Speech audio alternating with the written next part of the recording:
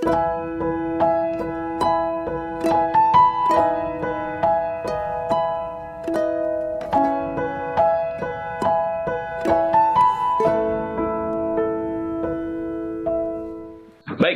haleluya, shalom. Gimana? Tetap semangat. Janji Tuhan emang nggak selalu oke-oke aja, jalannya nggak selalu rata, tapi Tuhan pasti berjanji akan memberikan kekuatan buat semua kita. Amin. Haleluya. Yuk, sebelum kita masuk dalam firman Tuhan, mari kita bersatu di dalam doa. Bapak, terima kasih. Kami bersyukur hari ini dengan wahana yang indah ini, Zoom ini Tuhan, hambamu berdoa kiranya ada kesatuan hati. Kesatuan hati ini membawa puji-pujian yang indah kepada Tuhan, membawa hal-hal yang luar biasa, korban bakaran syukur yang kami persiapkan dan Tuhan bakar, sehingga apa yang kami persembahkan hari ini naik, bau-bauannya menyenangkan hati Tuhan, menjadi dupa yang harum di hadapan Tuhan. Bapak, kami mau belajar mempersembahkan tubuh ini jadi persembahan hidup, kudus, dan berkenan kepada Tuhan. Dan itulah ibadah kami yang sejati. Sehingga Bapak, dimanapun kami berada, kami jadi orang kudusnya Tuhan. Oleh sebab itu, Bapakku, benahilah kami dengan firman-Mu. Nyatakanlah kesalahan kami. Perbaikilah kelakuan kami. Dan pimpinlah kami hidup di dalam kebenaran. Supaya Tuhan kemanapun kami melangkah, maka di situ ada harum dan kemuliaan bagi nama Tuhan. Di dalam nama Yesus Kristus Tuhan, kami berdoa, mengucapkan syukur. Haleluya. Amin. Yes. Bapak Ibu yang dikasih Tuhan, eh, ada yang kenal dengan saya? Di antara kita di tempat ini, ada yang sudah kenal dengan saya? Ada? Beberapa mungkin bilang, oh ya saya kenal. Sebetulnya gini, Bapak Ibu mungkin di sini saya yakin dan percaya Bapak Ibu hanya tahu Zipki. Tetapi apakah Bapak Ibu mengenal saya? Belum tentu. Belum tentu. Orang yang tahu dengan orang yang mengenal itu beda, Bapak Ibu. Orang yang tahu, kalau sekedar tahu, itu masih belum terlalu dalam. Kenapa Bapak Ibu tidak mengenal saya? Karena Bapak Ibu nggak punya waktu yang banyak dan intens dengan saya. Bapak Ibu nggak kenal saya karena saya yakin dan percaya Bapak Ibu tidak tahu sifat asli saya. Mungkin Bapak Ibu tahu saya, tetapi tahunya itu hanya dari kata orang. Hanya dari kata orang. Atau mungkin ketemu dengan intensitas yang tidak terlalu panjang gitu ya. Tapi saya percaya kalau hanya seperti itu maka Bapak Ibu hanya kenal, hanya tahu tetapi tidak mengenal Zifti. Demikian juga dengan kita dengan Tuhan. Pertanyaannya adalah Bapak Ibu mengenal Tuhan atau sekedar tahu Tuhan. Nah, ini beda nih. Kenal sama tahu berbeda. Tahu Zifki dengan kenal Zifki itu beda, gitu ya, itu beda. Gitu. Tahu Tuhan dengan kenal Tuhan itu juga beda, gitu. Dan apa bedanya? Kalau orang yang mengenal Tuhan atau orang yang mengenal itu dia sangat memahami, dia sangat memahami. Eh, Kalaupun dia mendengarkan sesuatu yang berbeda di luar sana, maka orang yang mengenal Tuhan, dia akan ngomong, kayaknya dia nggak bakal seperti itu. Tapi kalau orang yang kenal, yang cuman tahu, ya, begitu ada sesuatu yang nggak baik, berita yang negatif, maka sedikit banyak bisa percaya gitu, bisa percaya. Kenapa? Karena tadi cuma tahu. Tapi kalau orang yang udah kenal nggak begitu. Nah, itu pasti bukan dia. Bapak Ibu yang dikasih Tuhan, demikian juga dengan Anda, dengan mungkin Brother Franz, dengan Ibu Gembala. Kalau Anda cuma tahu, maka engkau tidak akan punya pemahaman yang baik, dan waktu ada berita yang negatif, Anda bisa tetap mempercayainya. Kenapa? Karena tadi hanya tahu. Tapi kalau orang yang kenal, enggak, karena dia memahami betul. Dia memahami betul. Ya, dia memahami betul. Orang yang cuman tahu dan orang yang mengenal, bedanya yang kedua apa? Orang yang tahu itu dia tidak mengerti dengan baik kesukaannya, kemauannya, cara berpikirnya, bagaimana dia mengambil keputusan. Maka sering orang yang cuma tahu itu akan cenderung miskom dengan pribadi yang dia cuma tahu, tapi dia nggak kenal. Kalau kenal, dia jarang miskom. Kenapa? Aduh, aku kenal bener. Gitu, kesukaannya aku tahu, jalan berpikirnya aku mengerti sekali gitu ya. Jadi jarang miskom. Nah, banyak orang itu miskom sama Tuhan. Miskom sama Tuhan.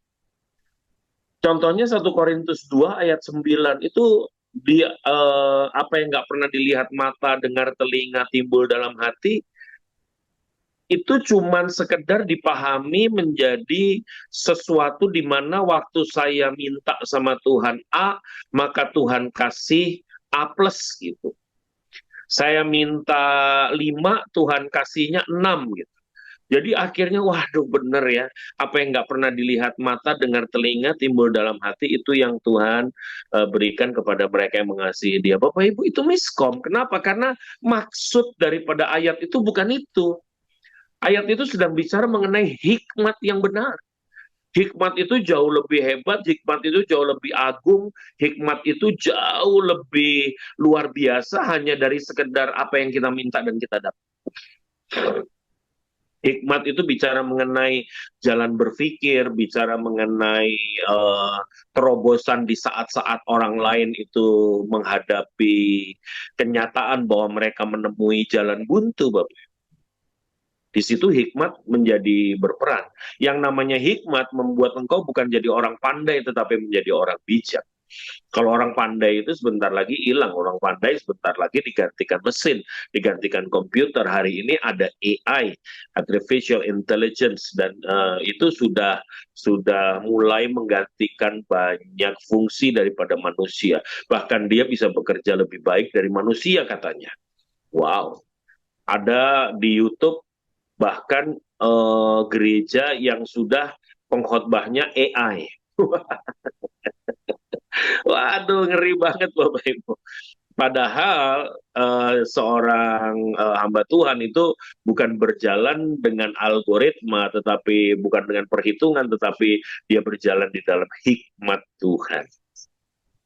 Miskom, Tuhan maunya apa, Tuhan ngomongnya apa, kita berpikirnya apa, miskom. Banyak banget orang miskom dengan Tuhan. Akhirnya apa, orang kalau udah miskom, ngerinya adalah orang itu jadi kecewa. Lo katanya Tuhan begini, lo janji Tuhan begini. Yang salah bukan janjinya, yang salah adalah kita salah mengerti akan firman itu. Contohnya oleh bilur-bilur Yesus, engkau sudah disembuhkan. Pas didoain, pakai ayat itu, tiba-tiba yang didoain tidak sembuh, malah meninggal. Akhirnya kita gimana? Oh, kayaknya firman, ya firman, tapi kok nggak terjadi ya? Bukan nggak terjadi firmannya, Anda salah ngerti Bapak Ibu. Kenapa orang itu bisa miskom sama Tuhan? Karena tadi dia nggak kenal sama Tuhan. Orang yang cuman tahu Tuhan, nggak kenal Tuhan, dia akan cenderung apa? Khawatir. Bisa nggak ya? Mampu nggak ya? Peduli nggak ya? Apa namanya? Bisa bisa bisa bisa terjadi nggak ya? Terus khawatir. Akhirnya apa? Depresi. Bapak Ibu yang dikasih Tuhan, kenali Tuhan. Maka nggak salah firman Tuhan kepada Nabi Hosea, gitu ya. Di dalam Hosea pasal yang keempat, ayat yang keenam, dia katakan seperti ini, Bapak.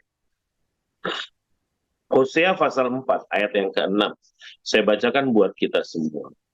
Umatku binasa karena tidak mengenal Allah.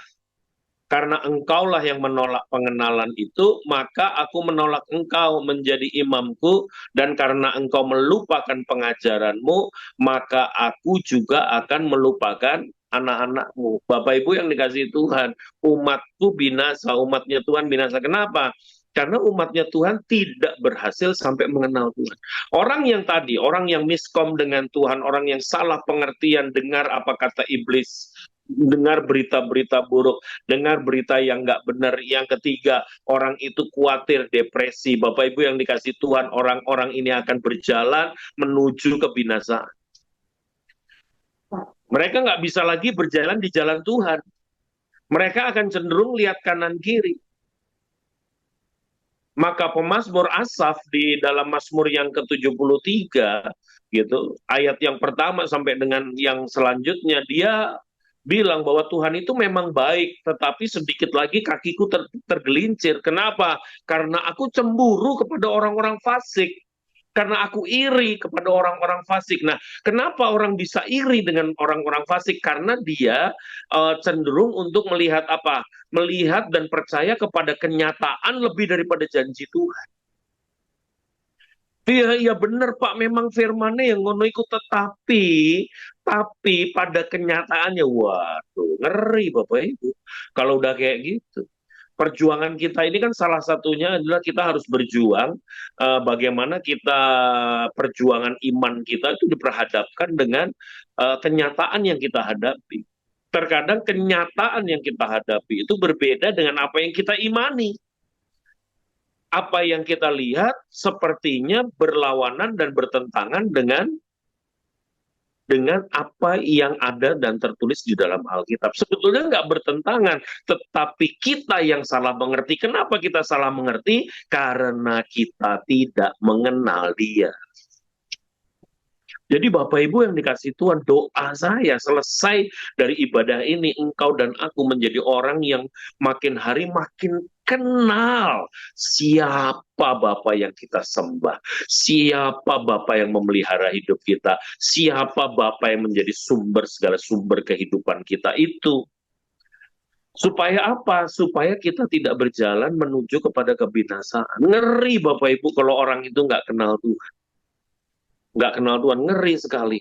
Dia akan lebih percaya kepada motivator dibandingkan kepada Tuhan, kepada firman. Firmannya yang ngono, tapi ini ngomong soal parenting aja banyak sekarang parents yang lebih dengar konselor parenting dibandingkan bagaimana cara mendidik anak sesuai dengan Alkitab. Alkitab kayaknya udah nggak up to date. Alkitab kayaknya udah obsolete gitu. Alkitab udah nggak berlaku kayaknya. Bapak Ibu yang dikasih Tuhan, ini mengerikan. Doa saya selesai ini kita makin hari makin kenal Tuhan. Amin. Ya, supaya iman kita mantap, supaya kita orang yang kenal Tuhan ini. Orang kalau udah kenal Tuhan, dia nggak bimbang, dia nggak ragu, dia nggak depresi, dia nggak khawatir, dia nggak takut. Maka Rasul Paulus di dalam Filipi pasal pertama ayat yang ke-23, dia bisa berkata bahwa hidupku itu Kristus, mati adalah keuntungan. Ini orang yang betul-betul kenal Tuhan. Orang yang betul-betul kenal Tuhan. Orang yang kenal Tuhan, dia akan berkata seperti itu. Nggak salah. Umatku binasa karena mereka tidak mengenal Tuhan. Loh, kenapa mereka tidak mengenal Tuhan? Karena memang kita nggak mau kenal. Karena untuk mengenal Tuhan itu ada syarat. Bapak Ibu yang dikasih Tuhan. Syarat dari kita mengenal Tuhan. Gimana ya Pak supaya saya itu bisa mengenal Tuhan? Maka syarat pertama itu kita lihat di dalam Yohanes pasal yang ke-15 ayat yang ke-7 Bapak Ibu. Yohanes pasalnya yang ke-15 ayatnya yang ke-7. Yohanes 15 ayatnya yang ke-7. Gimana supaya kita jadi orang yang makin hari makin kenal Tuhan? Jikalau kamu tinggal di dalam aku dan firmanku, kata Tuhan, tinggal di dalam kamu, maka mintalah apa saja yang kamu kehendaki dan kamu akan menerimanya. Kuncinya apa? Tinggallah dalam aku dan firmanku dalam kamu. Artinya apa? Engkau akan punya kuasa. Karena doamu itu sejalan, keinginanmu sejalan dengan keinginannya Tuhan. Bagaimana caranya supaya kita bisa kenal Tuhan? Engkau harus bergaul dengan Tuhan. Katakan sama saya bergaul. Katakan sama saya bergaul. Jadi kalau engkau mau kenal, engkau bergaul, engkau harus bergaul dengan Tuhan, Bapak Ibu. Anak saya itu kenal saya karena dia bergaul dengan saya. Istri saya kenal saya karena dia bergaul dengan saya. Mama saya kenal saya karena dia yang melahirkan saya dan dia bergaul dengan saya. Makanya orang-orang yang bergaul itu dia kenal. Tetapi banyak dari saudara kenapa cuma tahu saya? Karena saudara tahu tetapi saudara tidak pernah bergaul dengan saya. Hanya orang-orang yang bergaul dekat dengan saya yang bisa mengenal Tuhan. Dan syarat untuk kita bisa bergaul dengan Tuhan adalah kesukaannya harus sama. Iya dong, ya. Kalau penggosip biasanya dia bergaulnya sama siapa sih? Nggak mungkin sama pendiam, iya kan? Nggak mungkin juga sama hamba Tuhan, kecuali hamba Tuhannya penggosip juga. Nggak mungkin. Kenapa? Karena genrenya beda, kesukaannya beda. Maka mereka nggak bisa ngumpul. Kalau ngumpul nggak nyambung, kalau ngobrol nggak nyambung. Maka di dalam kehidupan kita begitu banyak komunitas-komunitas yang dibangun atas dasar kesukaan yang sama. Sama-sama suka sepedaan. Nah, maka ya kan tergabung dalam komunitas goeser. Nah, Anda kalau masuk di situ, Anda penyuka burung cucak rowo, masuk di situ nggak nyambung, sudah. Sana ngomongnya gear, ngomong ranting, ngomong ban, ngomong sepeda, ngomong frame, ngomong sasis, ngomong rem, ngomong ini itu. Yang kesukaannya cucak rowo, ini kapan ngomong uletnya, kapan ngomong pakannya, kapan ngomong kandang. Nggak ada saudara pembicaraan itu di situ. Makanya Anda nggak bisa bergaul. Orang yang senang cucak rowo ya gaulnya sama orang yang senang juga cucak rowo. Orang yang senang cucak rawo gabung sama yang senang sama perkutut aja udah nggak nyambung, Bapak Ibu. Nggak sama dengan saudara dan saya. Pertanyaannya, engkau mau bergaul sama Tuhan, fine. Engkau punya niat baik, oke. Tetapi pertanyaannya adalah kesukaanmu sama nggak dengan Tuhan? Kesukaan kita nih sama nggak sama Tuhan? Kalau kita ini kesukaannya mobil mewah, tas branded, sepatu branded, terus kemudian barang-barang mewah, ngomongnya cuman mall. Bapak Ibu yang dikasih Tuhan, saya mau kasih tahu, Tuhan nggak minat dengan yang kayak begituan. Itu bukan kesukaannya Tuhan, hati Tuhan nggak ada di situ. Kita ngomongnya cuma rumah mewah, kita ngomongnya hal-hal yang duniawi. Tuhan nggak ada di sana, Bapak Ibu. Tuhan nggak minat dan pasti Anda waktu mau bergaul sama Tuhan nggak bisa, nggak nyambung, saudara. Nggak nyambung. Hati kita berbeda dengan hatinya dia. Kita nggak tinggal di dalam dia dan firmannya nggak tinggal dalam kita. That's the problem. Makanya banyak orang nggak bisa bergaul sama Tuhan dan Tuhan juga nggak mau bergaul. Itu sama kita. Kenapa? Karena kita masih keinginan daging kita masih sangat menggebu-gebu. Sementara yang namanya keinginan daging, hawa nafsu itu adalah perseteruan dengan Tuhan. Galatia 5 ayat yang ke-16, oleh sebab itu hiduplah oleh roh, supaya engkau tidak menuruti keinginan daging, sebab keinginan daging itu berlawanan dengan keinginan roh. Haleluya. Amin. Iya. Gimana kita kok nggak bisa bergaul sama dia? Ya gimana Bapak Ibu? Tuhan juga nggak minat gaul sama kita. Kalau kita isinya cuma ngomongnya cuma soal hal-hal yang duniawi. Kalau hati kita penuh dengan belas kasihan, hati kita penuh dengan kepedulian, hati kita itu penuh dengan apa namanya, keinginan untuk menolong orang-orang miskin, maka Tuhan ada di sana dan engkau bisa bergaul dengan dia. Kenapa? Karena hati Tuhan ada di sana. Apa yang kau lakukan untuk saudaraku yang paling hina itu kau lakukan buat aku. Tuhan itu hatinya ada pada mereka yang tertindas. Hatinya ada pada mereka yang miskin.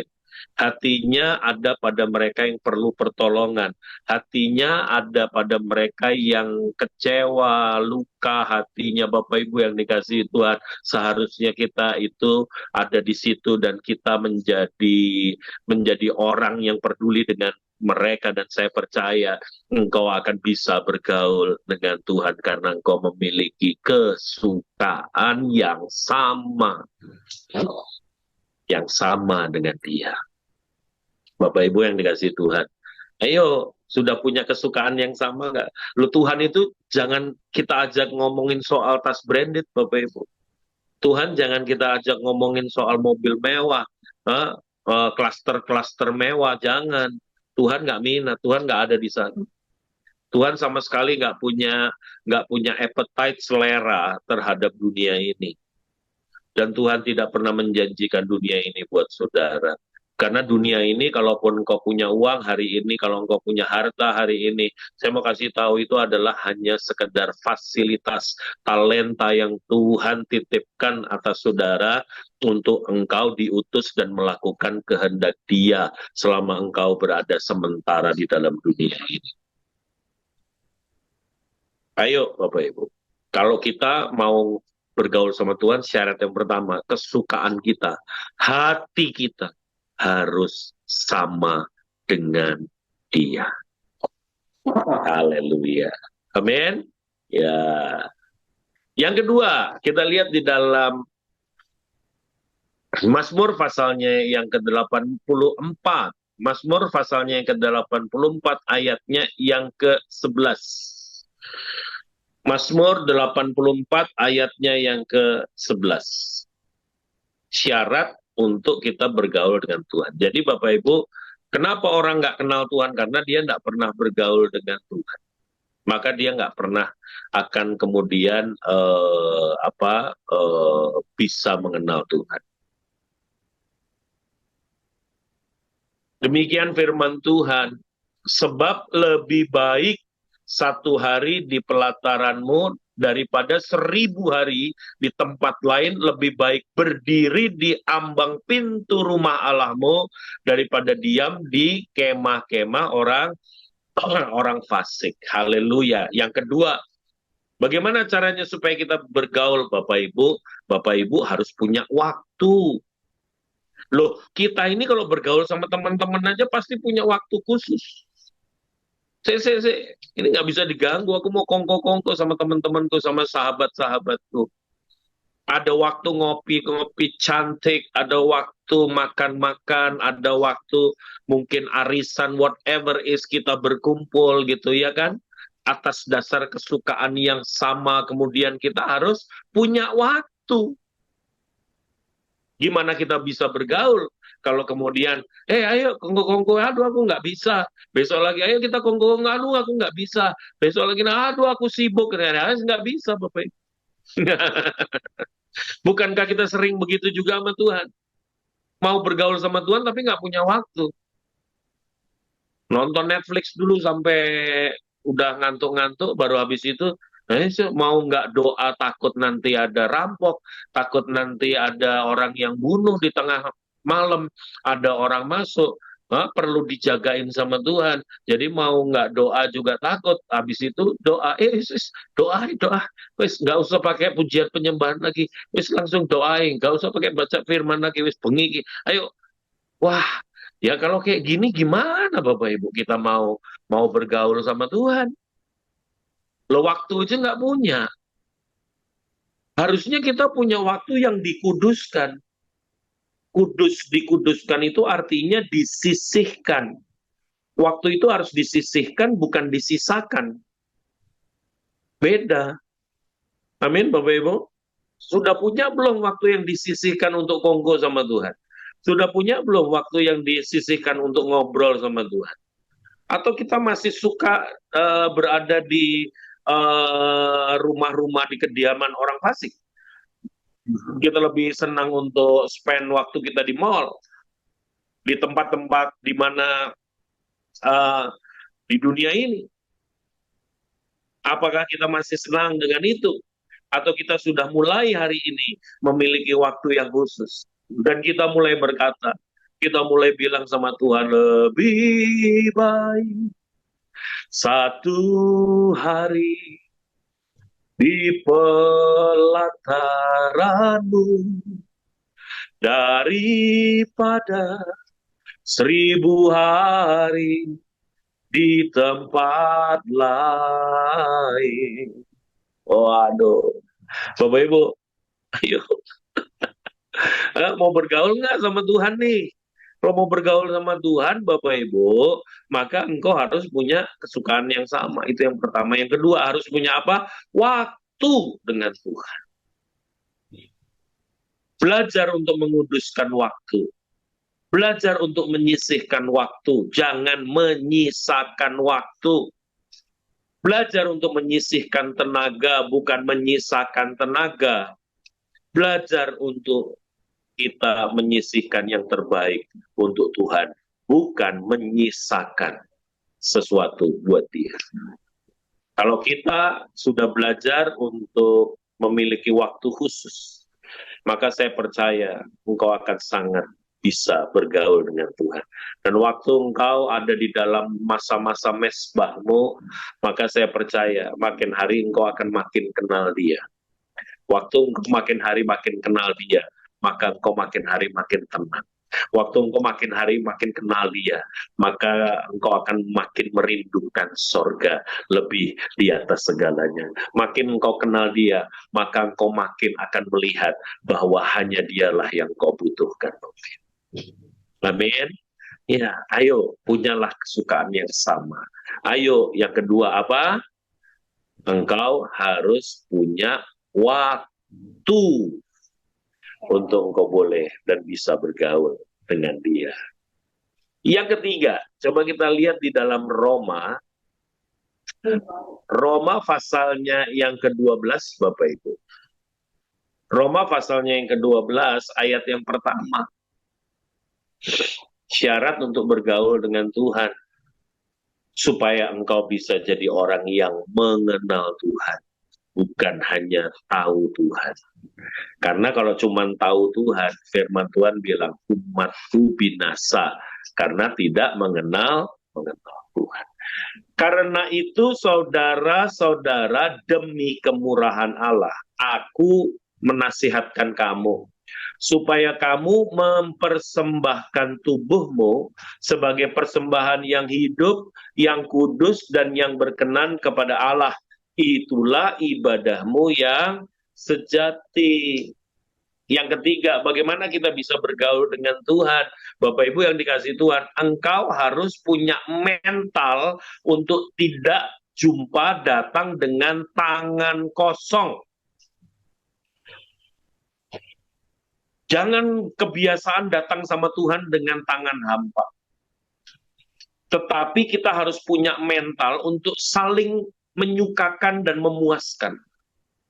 Bapak Ibu dengan sahabat Bapak Ibu, saya percaya engkau akan harus punya mental untuk menyukakan dia juga. Jangan cuma disukakan terus, jangan cuma dikasih terus, tetapi engkau juga harus membawa persembahan, membawa sesuatu yang baik dan yang terbaik untuk sahabatmu, bukan? Iya, engkau juga kalau ketemu paling enggak bawa buah tangan. Jangan maunya cuma dikasih terus, jangan maunya cuma ditraktir terus. Sekali-sekali ya saudara harus nraktir. Amin, saudara. Iya, lo saudara aja nggak mau kok. Mau nggak saudara bergaul sama orang yang kalau datang sama saudara kalau butuh aja? Mau? Ya pasti nggak mau, ogah lah, ya kan? Ya kalau lagi butuh, wah datang muji-muji, ya ampun Ci, kok makin hari makin cantik aja Ci, ya ampun, kayaknya langsingan ya Ci, padahal gendutan. Iya kan, sambil gosok-gosok kakinya gitu kan. Nah, ini pasti mau pinjem duit ujung-ujungnya. Orang kalau datang cuma mau pada saat butuh aja, saudara juga nggak mau kok bergaul sama orang-orang begini, Bapak Ibu. Tapi bukankah kita juga melakukan hal yang sama kepada Tuhan?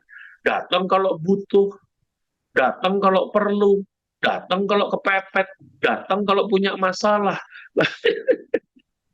Makanya orang itu banyak apa? Banyak berdoa kapan? Waktu susah, waktu senang.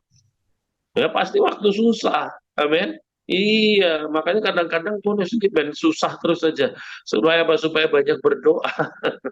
Karena kalau lagi seneng nggak doa. Kalau lagi seneng lupa. Kalau lagi seneng banyak capeknya. Dulu waktu masih pengangguran, waduh mesbahnya rajin, baca firman rajin. Begitu udah kerja, alasannya 1001. Sekarang pulang udah capek, Pak. Sekarang ini pulang udah waktu itu kayaknya cepet, udah lemes semua, udah capek. Loh ini gimana sih? Diberkati malah berkat itu membuat saudara jauh dari Tuhan. Kan ngeri, saudara. Makanya saya selalu bilang, setia di masa sulit itu gampang dan lebih mudah daripada saudara setia di masa yang lagi senang. Masa kelimpahan susah orang itu setia. Kenapa? Karena waktu dia kelimpahan, maka hatinya mulai bergeser. Bergeser di mana hartamu, di situ hatimu. Waktu masih miskin, wah ada belas kasihan. Sering berbagi begitu udah kaya, waduh. Dulu perpuluhannya setia. Waktu gajinya masih 1,5 juta. Kan cuma 150.000. Begitu sekarang udah gajinya 150 juta, waduh, gede juga ya perpuluhannya 15 juta. Mulai, Pak, perpuluhan masih berlaku nggak ya? Wah, tuh Bapak Ibu yang dikasih Tuhan. Perpuluhan itu jangan ngomong berlaku atau enggak.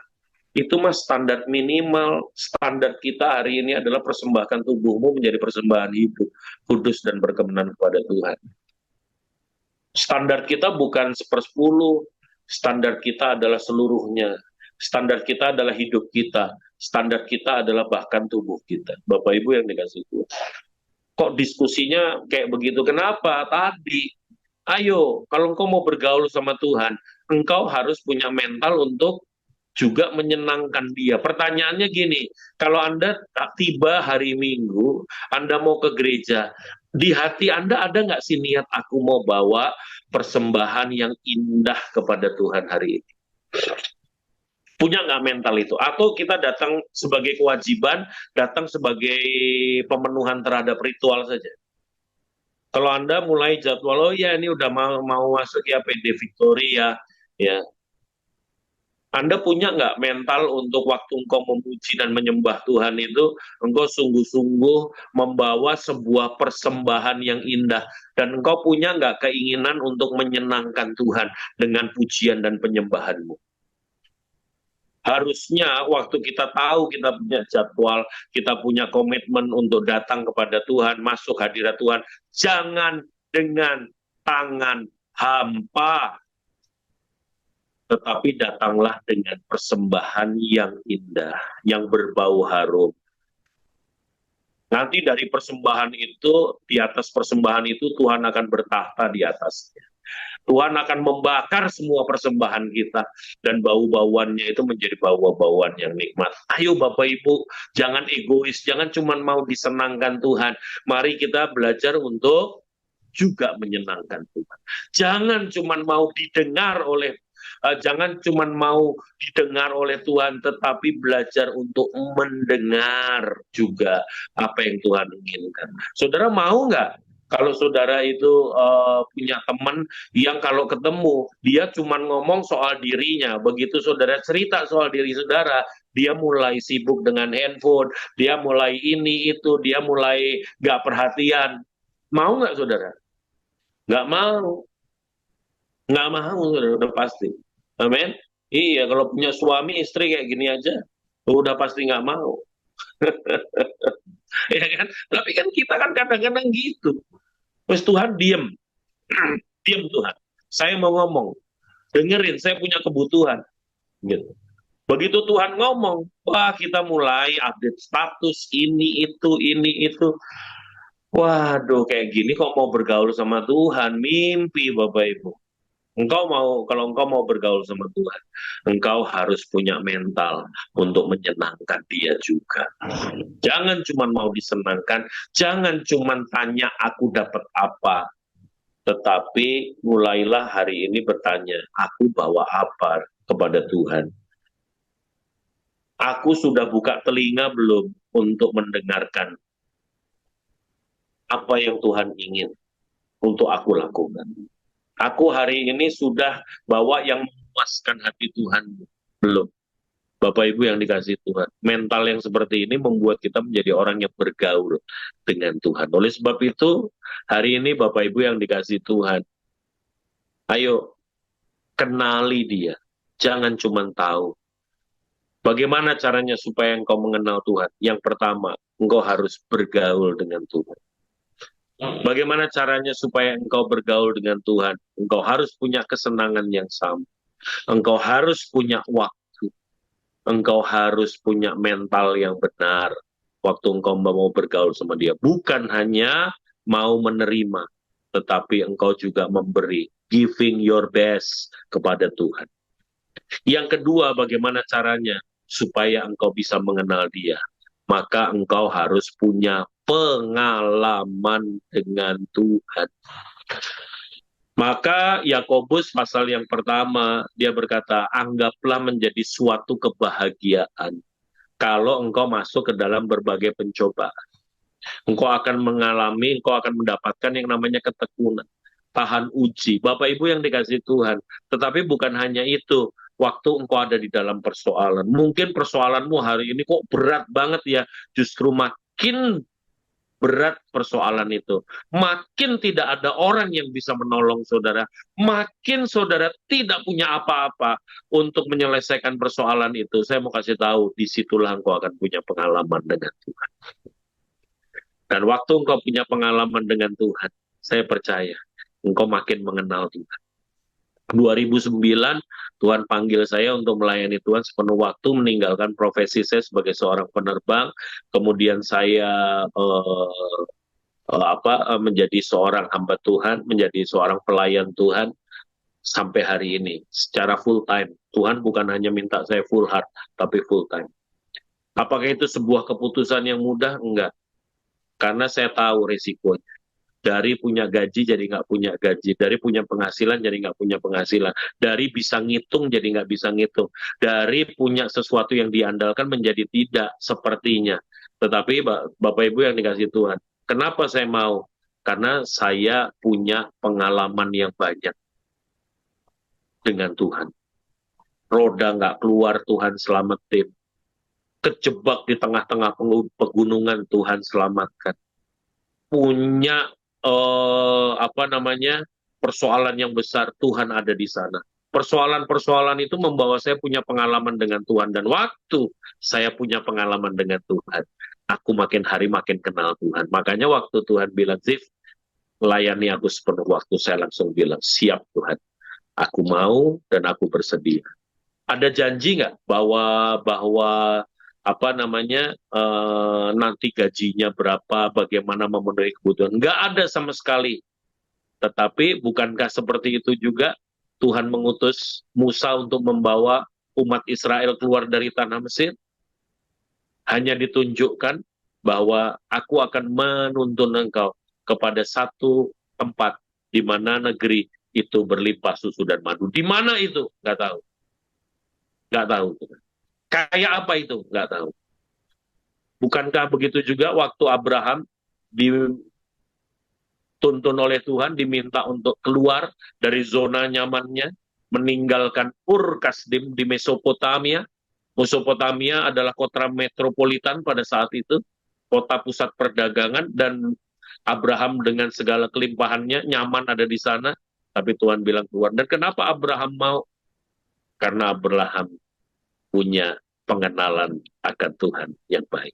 Bapak Ibu yang dikasih Tuhan, pertama bergaul, yang kedua punya pengalaman. Hari ini Ada kesulitan dalam hidupmu, bilang sama Tuhan, terima kasih Tuhan. Karena dalam kesulitan ini, aku akan punya pengalaman dengan Tuhan. Bergaullah dengan Tuhan. Milikilah pengalaman dengan Tuhan. Tetaplah semangat dan saya percaya, waktu engkau mengenal Tuhan, engkau akan baik-baik saja. Apapun keadaanmu. Tuhan memberkati kita. Mari kita satu di dalam doa. Bapa, hambamu berdoa menyerahkan umatmu ke dalam tangan kuat kuasamu. PD Victory makin hari makin dipakai oleh Tuhan menjangkau makin banyak jiwa. Bukan hanya sekedar mencari pengikut, tetapi lebih daripada itu banyak orang diberkati di tempat ini. Ini bukan sekedar tempat wahana di mana kami berkumpul, tapi disinilah kami diperbaiki, disinilah kami dikoreksi, dan disinilah makin hari kami makin mengenal Tuhan, dan pada akhirnya karakter kami makin hari makin serupa Kristus. Aku meletakkan persekutuan doa ini ke dalam tanganmu, Ibu Eli sebagai gembala, sampai juga dengan tim pelayanan yang ada, aku serahkan ke dalam tangan kuat kuasamu. Umatmu yang hari ini beribadah bersama dengan aku Tuhan, yang mendengarkan firman, selesai dari waktu ini, hamba berdoa, bukan hanya menjadi pendengar, tetapi menjadi pelaku firman. Di dalam berkat nama Tuhan Yesus, kami berdoa, ucap syukur, haleluya, amin.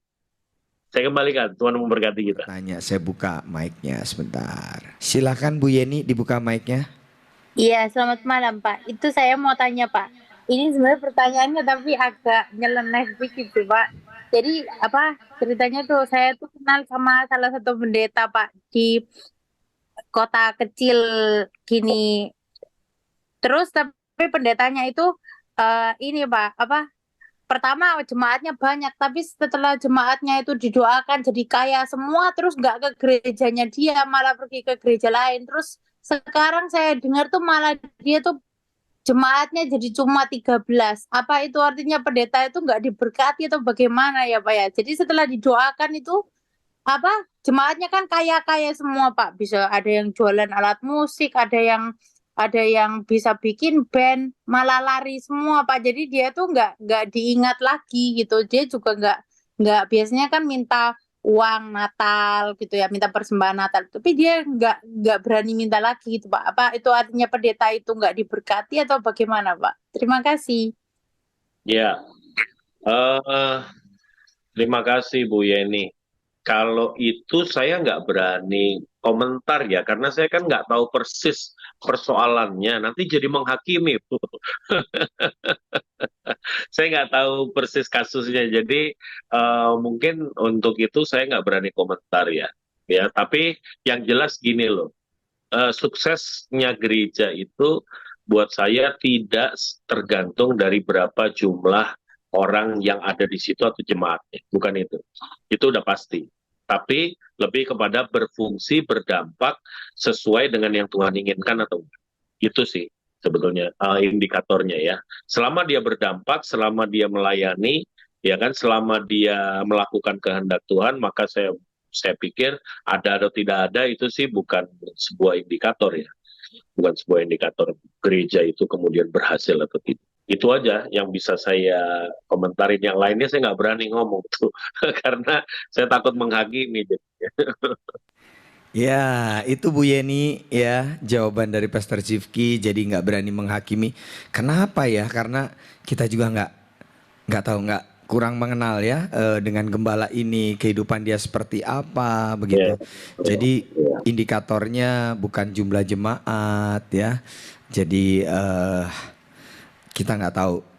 Yang tahu dia dengan Tuhan ya, hanya Tuhan yang tahu katanya begitu ya. Puji nama Tuhan. Ya, sempat memang sih ada guyonan antara hamba Tuhan tuh kadang-kadang katanya bilang gini ya, kalau lagi susah aja cari-cari pendeta, kalau lagi seneng ngelupain pendeta. Kalau lagi susahnya cari-cari, minta doain, tapi lagi senengnya nggak ingat sama sekali ya.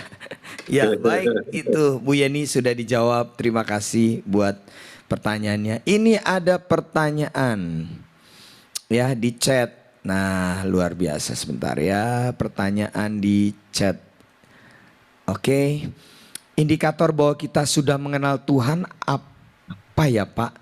indikatornya apa? Kalau kita benar-benar sudah mengenal Tuhan. Kadang saya merasa sudah mengenal Tuhan, tapi ternyata kadang masih khawatir. Nah, ini yang paling sering ya. Khawatir itu paling penyakit paling sering kelihatannya. Gimana Pak? Ya, jadi di dalam Alkitab itu ada dua jenis manusia. Hanya ada dua jenis manusia. Yang pertama itu namanya manusia rohani. Yang satunya manusia duniawi. Jadi indikator, indikasi bahwa kita mengenal Tuhan itu kita menjadi manusia-manusia rohani. Nah, manusia rohani itu apa? Alkitab bilang manusia rohani itu yang orientasinya, pemikirannya, hidupnya itu memang untuk hal-hal yang rohani. Kalau dia bukan berarti kemudian dia jadi pendeta ya. Kalau dia jadi pengusaha, ya kan? Waktu dia berusaha, dia nanya sama Tuhan, Tuhan, usaha ini dibangun gitu ya, aku persembahkan buat Tuhan, terjadi seperti yang Tuhan mau, dan kasih tahu sama aku apa yang aku harus lakukan dengan usaha ini, supaya usaha ini sungguh-sungguh mempermuliakan Tuhan. Gitu. Jadi kalau kita lihat di dalam Matius pasal yang kelima ayat yang ke-16, supaya orang melihat kebaikan hatimu dan mempermuliakan Bapamu yang di sorga. Artinya gini loh, firman Matius pasal yang kelima ini mulai ayat 14 sampai dengan ayat yang ke-16, kamu adalah terang dunia, gitu ya, kota yang terletak di atas bukit tidak mungkin tersembunyi. Demikian juga orang tidak menyalakan pelita, meletakkannya di bawah gantang, melainkan di kaki dian. Ini bicara mengenai gini, bahwa kamu adalah orang-orang pilihan Tuhan yang tidak akan kemudian menjadi orang-orang yang biasa-biasa. Engkau seperti kota yang terletak di atas gunung. Engkau tidak mungkin tersembunyi. Engkau bukan tempatnya di bawah. Engkau aku taruh di kaki dian. Supaya apa? Supaya ayat yang ke-16 bilang, atas pencapaianmu, atas apa yang engkau lakukan, maka nama Tuhan di situ dipermuliakan. Jadi indikasinya apa? Indikatornya adalah orientasi kita. Gitu. Kalau orientasi kita masih dunia, gitu, ibadah supaya diberkati, ibadah supaya dagangannya lancar, beribadah, baca firman, taat sama Tuhan, supaya masih transaksional begini, engkau belum kenal Tuhan. Engkau belum kenal Tuhan. Orang yang kenal Tuhan, orang itu bisa sungguh-sungguh dia mentransformasi dirinya menjadi orang-orang rohani. Orang-orang yang rohani itu dia bukan orang yang yang menahan untuk tidak berbuat dosa ya, tetapi orang ini jadi orang yang benci dosa. Jadi bukan soal dia sebetulnya pengen dosa tapi nggak mau nggak lakukan, kenapa? Karena nggak boleh. Tapi orang-orang ini udah mentransformasi dirinya. Orang-orang rohani itu bukan ngelihat dosa itu udah langsung nggak mau gitu ya. Terus orang-orang rohani itu adalah orang-orang yang orientasinya, yang segala sesuatunya dia lakukan untuk apa? Untuk hal-hal yang abadi, hal-hal yang sorgawi, gitu. Makanya kan firman Tuhan bilang, jangan cari harta dalam dunia ini, Matius 6 ya, gitu. Ngengat karat akan menghancurkannya, tetapi carilah harta di sorga, gitu ya. Terus orang-orang sorgawi orang-orang rohani ini orang-orang yang orientasinya itu membangun sesuatu untuk Tuhan dan melakukan kehendak Tuhan. Seperti Yesus, Yohanes 4 ayat yang ke-34, makananku adalah melakukan kehendak Dia yang mengutus aku dan menyelesaikan pekerjaannya. Dan orang-orang rohani itu orang-orang yang hidupnya tenang. Dia seperti Rasul Paulus, Filipi pasal yang ke-1 ayat 23. Gitu. Hidupku untuk Kristus, mati, itu keuntungan. Jadi orang ini nggak ada takutnya, nggak ada khawatirnya, nggak ada depresinya. Jangan, kenapa? Karena dia tahu Tuhan yang aku andalkan adalah Tuhan yang memang satu-satunya yang layak aku andalkan. Gitu, kenal dia sama Tuhan. Oke, berikan tepuk tangan lagi buat kemuliaan nama Tuhan. Ya, jadi Betul sekali seperti apa yang Pak Sifki bilang. Minggu lalu juga saya dapatkan khotbah yang luar biasa tentang mengaktifkan manusia roh kita. Nah, itu bagaimana mengaktifkan manusia roh? Karena itu yang penting, mengaktifkan manusia roh ya. Jadi ya itu pertanyaan tadi sudah dijawab oleh Pastor Zifki ya. Baik. Nah, ini ada pertanyaan yang cukup menarik Pak Zifki ya, cukup menarik menurut saya. Ada seorang ibu yang bertanya begini.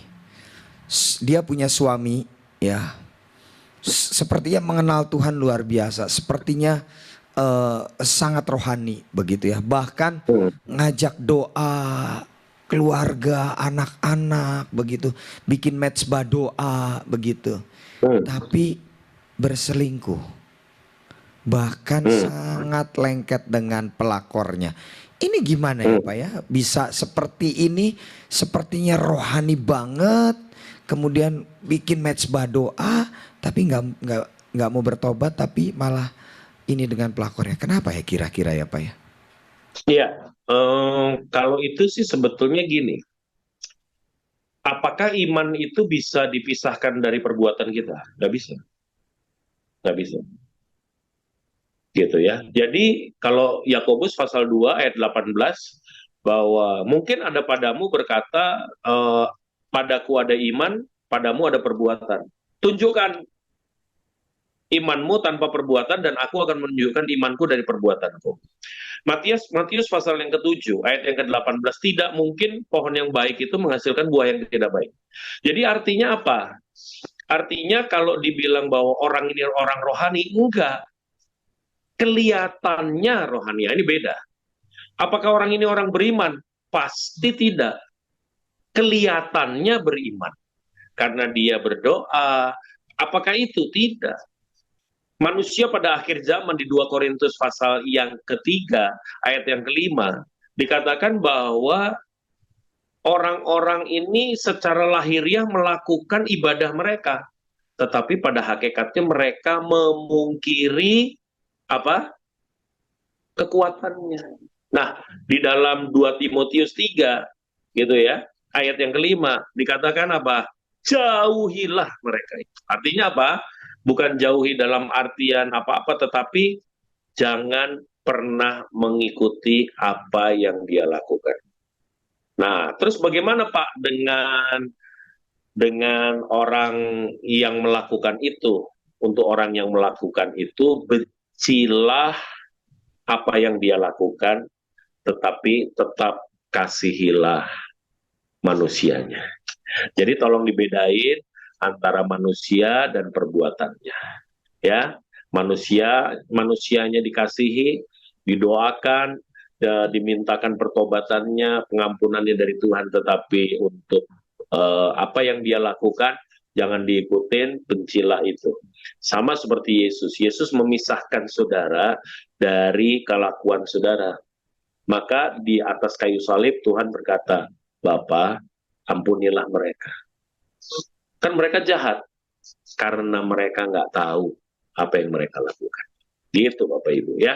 Jadi pisahkan itu supaya kita tetap bisa mengasihi pribadinya, dan kita tetap bisa berdoa untuk pribadinya, kita tetap bisa bergumul untuk dia secara penuh kasih, melayani dia. Percayalah, tanpa perkataan orang itu akan diubahkan Tuhan. Tetapi apakah dia manusia beriman? Tidak. Dia pasti bukan beriman. Karena kalau orang yang beriman, tindakannya akan mengikuti imannya. Gitu. Tuhan berkati. Yes. Tepuk tangan.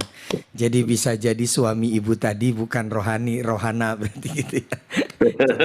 Jadi kelihatannya aja begitu bisa membangun mezbah di keluarga, tapi nyatanya ternyata seperti itu. Baik. Jadi itu sudah dijawab ya. Nah, pertanyaan dari chat lagi, bagaimana seharusnya sikap kita bila melihat mentor kita melakukan kesalahan di depan banyak orang? Mentor rohani tentunya ini ya. Mentor rohani kita ternyata melakukan kesalahan di depan banyak orang. Apa yang perlu kita lakukan? Sikap kita seperti apa?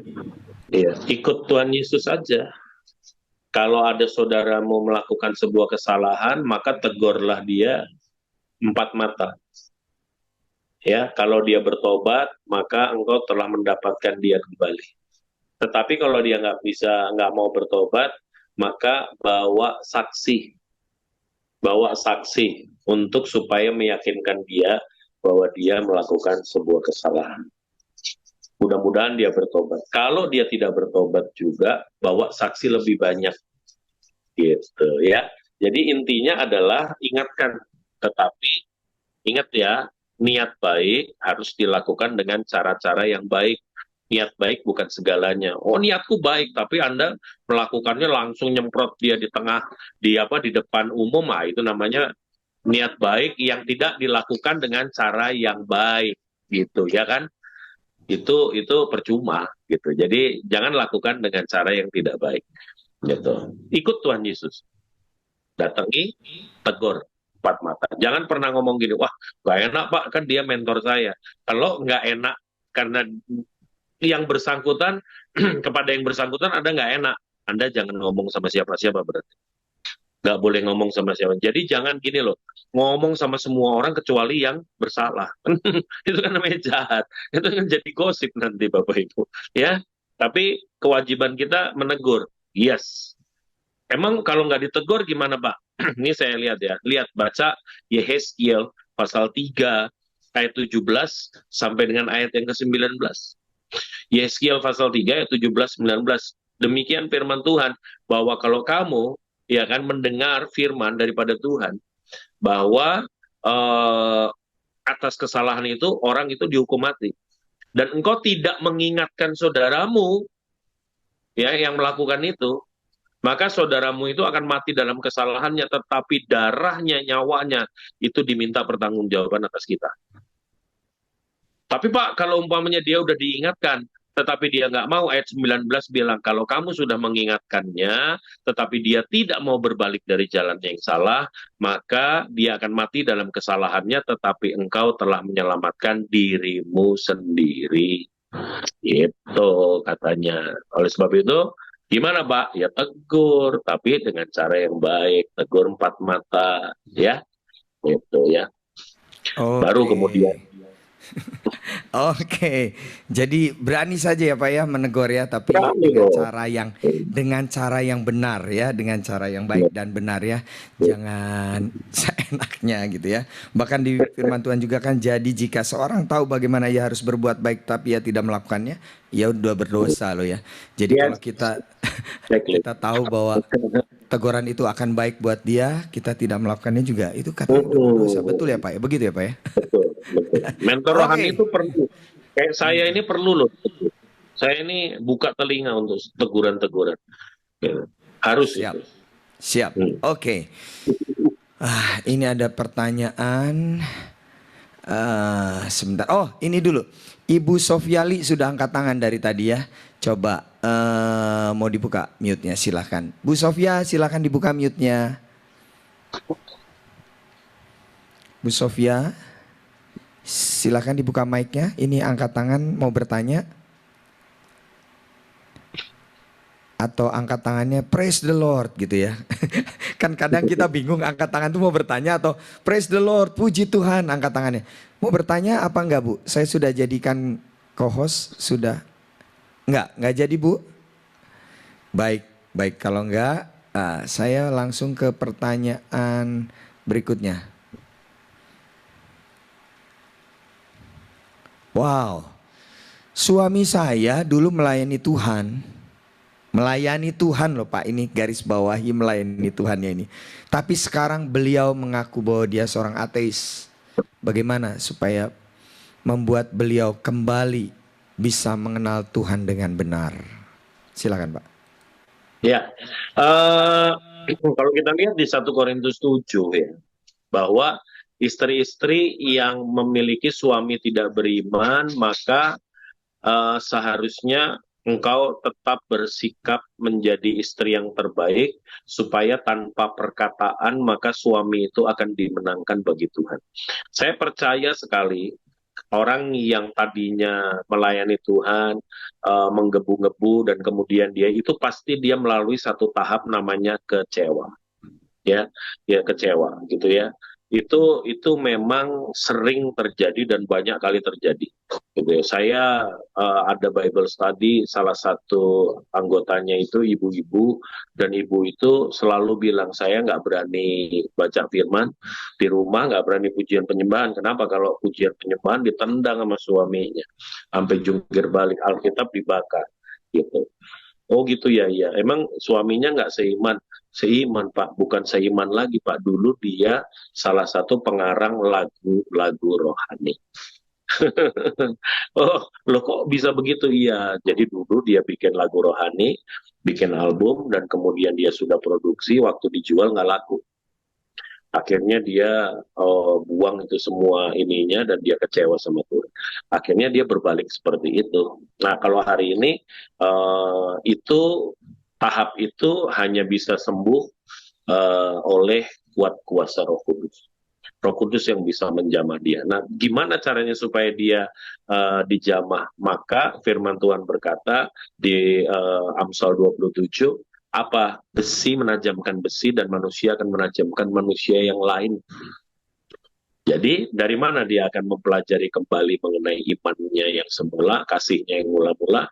Dia akan mempelajarinya dari seorang istri yang tetap saleh, yang tetap menunjukkan, yang sanggup untuk menjadi teladan buat suaminya. Jadi proses ini bukan untuk suami dulu, untuk istri dulu. Istri harus betul-betul bukan hanya menjadi pendengar firman, tapi jadi pelaku firman dan menjadi distributor kasih yang utama untuk suami dan anak. Saya percaya keluargamu akan dipulihkan. Tuhan berkati. Amin, amin, amin. Percaya ya, ibu yang tadi suaminya sudah mengakui jadi ateis, percaya akan dipulihkan oleh Tuhan ya. Puji Amin. Tuhan. Ya, amin, amin. Tampaknya sudah tidak ada lagi pertanyaan di chat. Nah, sekarang yang mau langsung ada yang mau bertanya, silakan angkat tangan. Tadi Bu Sofia nggak jadi ya akhirnya ya, nggak jadi ya. Oke. Baik, kalau tidak ada, thank you Pastor Zivki ya, buat sudah menjadi berkat buat kita menyampaikan sharing firman Tuhan dan juga kayaknya masih ada satu tuh yang ketinggalan. Oh, ada ya? Mas, baru masuk? Iya. Oh ini, dari Ko Anil sebentar. Menurut Pak Zivki, apakah masih ada gereja-gereja zaman sekarang yang masih menerapkan church discipline ya? Seperti di Matius 18:15 dan seterusnya di atas. Masih ada gereja-gereja seperti itu? Masih banyak. Sekarang banyak di gereja saya juga, di beberapa gereja masih menerapkan yang namanya siasat gereja. Itu untuk orang-orang yang seperti itu. Dan itu masih dilakukan. Bahkan untuk orang-orang yang masuk atau kena siasat gereja yang dinyatakan bersalah oleh gereja itu menjadi salah satu peraturan untuk orang itu disarankan untuk tidak mengikuti perjamuan kudus. Karena memang tadi belum mau bertobat dari kesalahannya supaya dia tidak masuk dalam perjamuan kudus dalam kondisi yang tidak layak seperti yang dimention di 1 Korintus 11. Gitu. Masih ada. Dan saya berharap semua gereja melakukan itu. Oke, sudah dijawab Ko Anil. Tapi tidak sampai dikucilkan dari jemaat maksudnya. Enggak. Tidak. Ini bukan dikucilkan, tetapi ini sebagai sikap gitu ya. Karena kalau kita itu kemudian kompromi terhadap jadi ada kesalahan, tetapi kita sepertinya ya menerima kompromi dengan kesalahan itu, kita jadi salah. Orang ini jadi merasa nyaman kan, gitu. Ada satu, saya selalu bilang ini sama banyak orang, kalau orang berdosa itu orang yang kita tahu dia melakukan kesalahan dan kita biarkan dia melayani, artinya saya hanya peduli terhadap talentanya saja, tetapi saya tidak peduli dengan jiwanya. Gitu. Jadi kalau di grounded itu bukan berarti dikucilkan, tetapi ini sebuah teguran, ini sebuah sikap yang memang harus diambil supaya supaya ada ketidaknyamanan sehingga mereka diharapkan berbalik gitu. Tidak dikucilkan, dikucilkan tadi kan dipisahin antara manusia dan perbuatannya. Manusianya tetap kita kasihi, tetapi kita harus menyatakan kita benci terhadap dosa yang dia lakukan. Gitu ya. Oke, baik, sudah terjawab juga pertanyaan ini, dan sekali lagi terima kasih Pastor Zivki, dan kita akan